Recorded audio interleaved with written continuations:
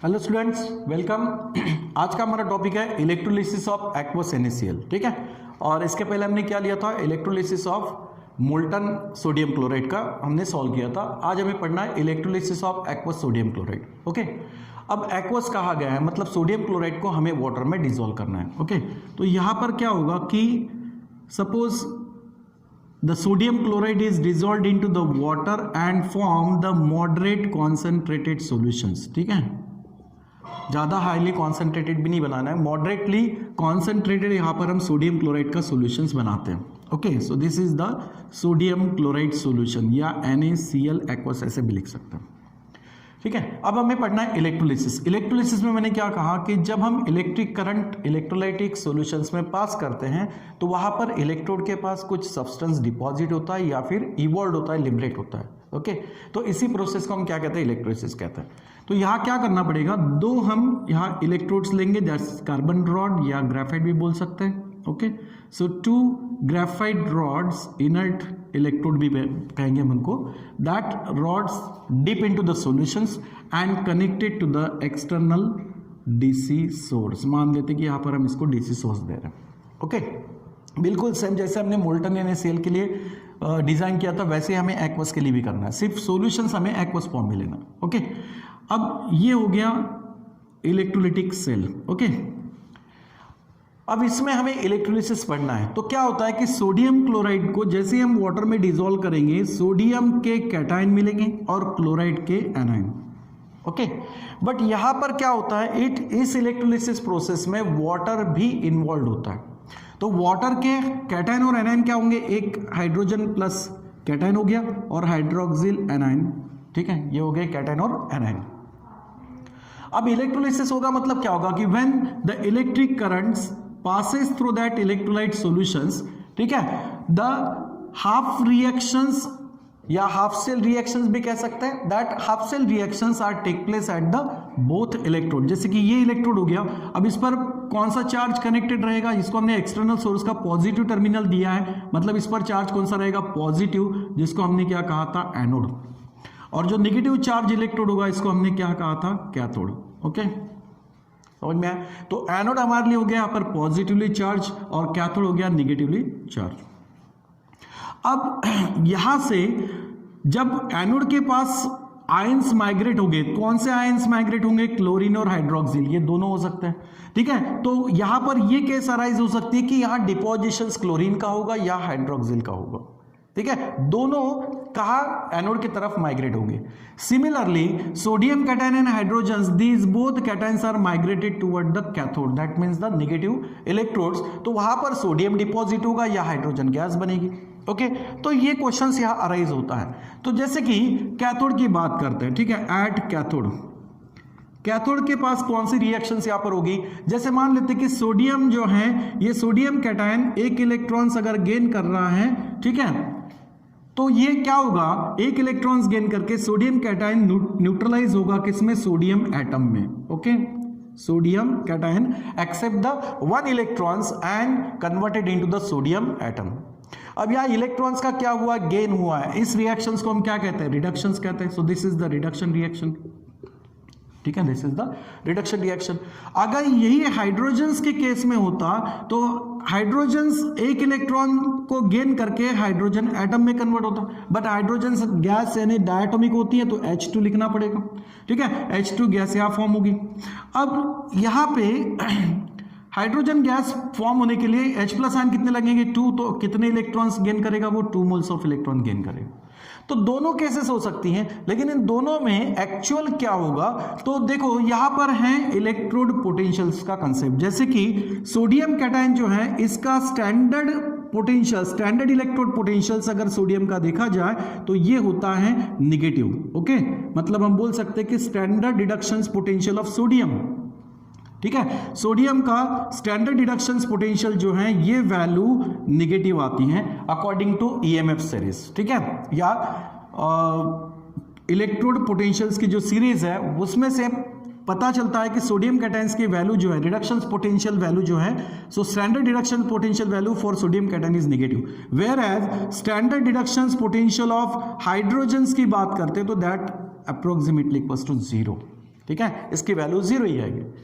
तो standard deduction potential of hydrogen is 0 and standard deduction potential of sodium क्या होगा, that's a negative. इन दोनों में हाईएस्ट वैल्यू किसकी आती है, standard deduction potential of hydrogen.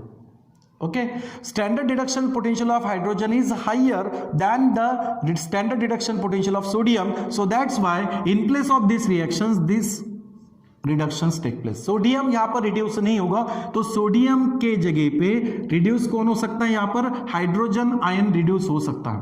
Okay, तो हम कह सकते हैं कि hydrogen standard deduction potential of hydrogen, standard deduction potential of hydrogen is greater, ठीक है, इज ग्रेटर देन सोडियम। ठीक है, हाइड्रोजन का स्टैंडर्ड डिडक्शन पोटेंशियल सोडियम से ज्यादा है, so that's why it has a greater tendency to reduce, इसलिए hydrogen की ग्रेटर टेंडेंसी होती है रिड्यूस होने की। ठीक है, so therefore the actual corrected equation is that twice hydrogen ion accept the 2 electrons and converted into the hydrogen gas. तो यहां पर क्या होगा, हाइड्रोजन गैस का इवोल्यूशन होगा कहां पर, एट एनोड पर। ठीक है, एनोड इलेक्ट्रोड पर, सॉरी कैथोड इलेक्ट्रोड पर, एनोड नहीं सॉरी कैथोड पर। हाँ, तो वो रिएक्शंस क्या होगा, रिडक्शन रिएक्शन होगा। ठीक है, अब सिमिलरली अगर हम एनोड की बात करते हैं, एट एनोड, तो एनोड के केस में क्या होगा, पॉजिटिव है, जहां पर निगेटिव चार्ज स्पेसिस जाएगा, मतलब क्लोरीन भी जाएगा और हाइड्रोक्सिल भी जाएगा। ओके, अब क्या होता है कि मान लेते हैं क्लोरीन अगर है, ये इलेक्ट्रॉन अगर लूज करता है तो इसका क्लोरीन एटम में कन्वर्शन होगा, ये तो हो गई प्राइमरी स्टेज।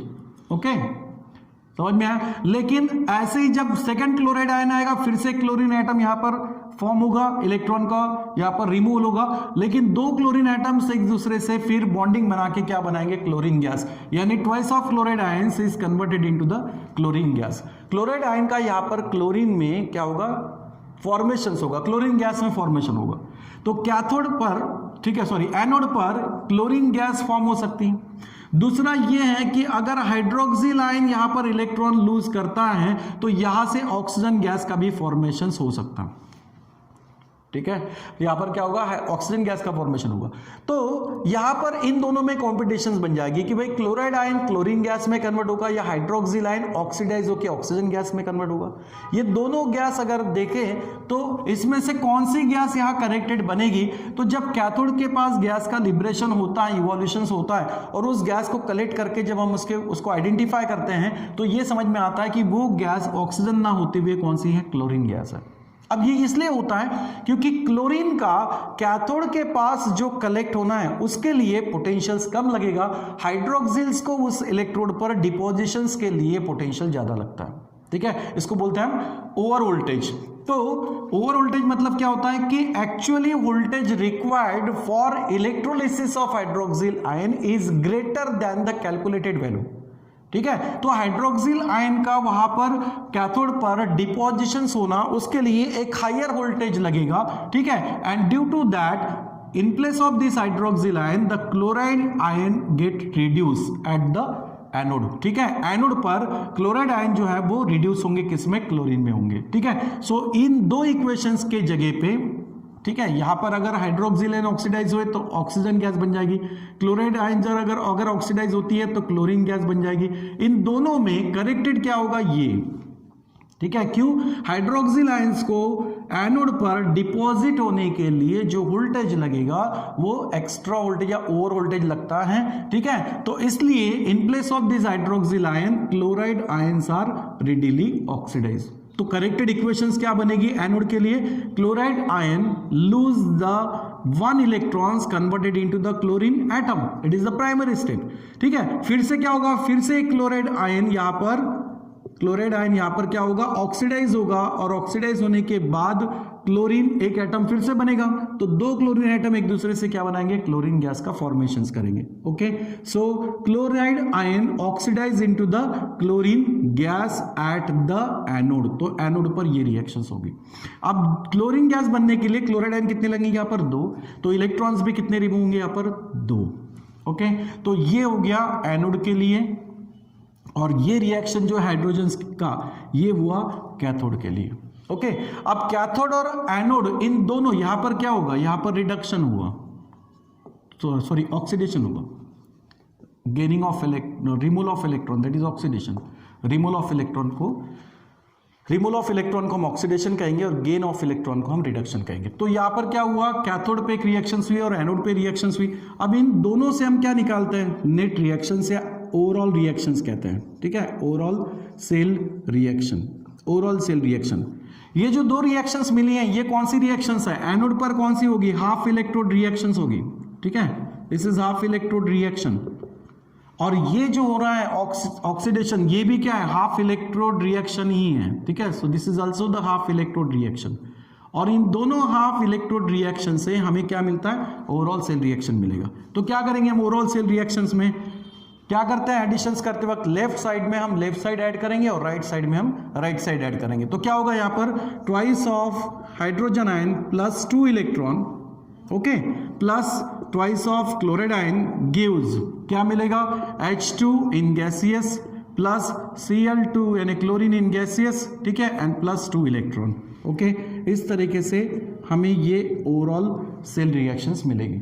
अब इसमें लेफ्ट साइड और राइट साइड में जो सिमिलर पार्ट होता है उसको हम कैंसिल कर देते हैं, दैट इज 2 इलेक्ट्रॉन कैंसिल, ठीक है। तो एक्चुअल इक्वेशन से क्या मिलेगी, twice of H plus ion in aqueous state plus twice of chloride ion in aqueous gives hydrogen in gases plus chlorine in also gases state, ठीक है। तो electrolysis जब सोडियम क्लोराइड का होता है तो यहां पर क्या दिखाई देगा कि कैथोड के पास हाइड्रोजन गैस, ठीक है, कैथोड अगर देखते हैं तो कैथोड के पास हाइड्रोजन गैस यहां पर इवॉल्व होगी और एनोड के पास में क्लोरीन गैस यहां पर इवॉल्व होगी, ठीक है। तो यही अगर हम मोल्टन NaCl का एग्जांपल लेते तो वहां पर सोडियम जो है वो डिपॉजिट होता है, क्लोरीन गैस वहां पर लिबरेट होती है। लेकिन एक्वस सोडियम क्लोराइड में वाटर भी इलेक्ट्रोलिसिस प्रोसेस में क्या हो रहा है, इन्वॉल्व हो रहा है, ठीक है। और इसी वाटर के हाइड्रोजन आयन से हाइड्रोजन गैस यहां पर इवॉल्व होते हुए दिखाई दे रही है, ठीक है। तो यहां पर जो कंसेप्ट है वो क्या है, स्टैंडर्ड रिडक्शन पोटेंशियल, और यहां पर जो कंसेप्ट है वो क्या है, ओवर वोल्टेज, ठीक है। तो उस वजह से यहां पर हमें दो गैस कलेक्ट होती हुई दिखाई देती है, हाइड्रोजन और क्लोरीन, कहां पर, एनोड और कैथोड पे, ठीक है। तो ये इस तरीके से इलेक्ट्रोलिसिस ऑफ एक्वस NaCl हो गया, ठीक है। बिल्कुल सेम है मोल्टन और एक्वस NaCl का, बिल्कुल सिमिलर है, ठीक है। सिर्फ रिएक्शंस में जहां फर्क हो रहा है, जैसे कि यहां पर हाइड्रोजन्स इवॉल्व, सिमिलर क्या है, इलेक्ट्रोलिटिक सेल का डिजाइनेशन जब हमने किया था बिल्कुल सेम है, ठीक है। वैसे ही इलेक्ट्रोड लेना है और एक्सटर्नल सोर्स देना है और सोडियम क्लोराइड का सॉल्यूशन लेना है, बट वहां मोल्टन था, यह एक्वस होगा।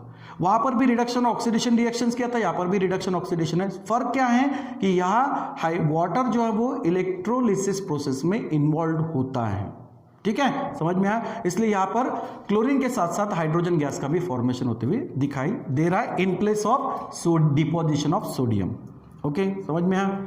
चलो यहां तक हो गया electrolysis of aqueous sodium chloride, ठीक है बेटा, थैंक यू।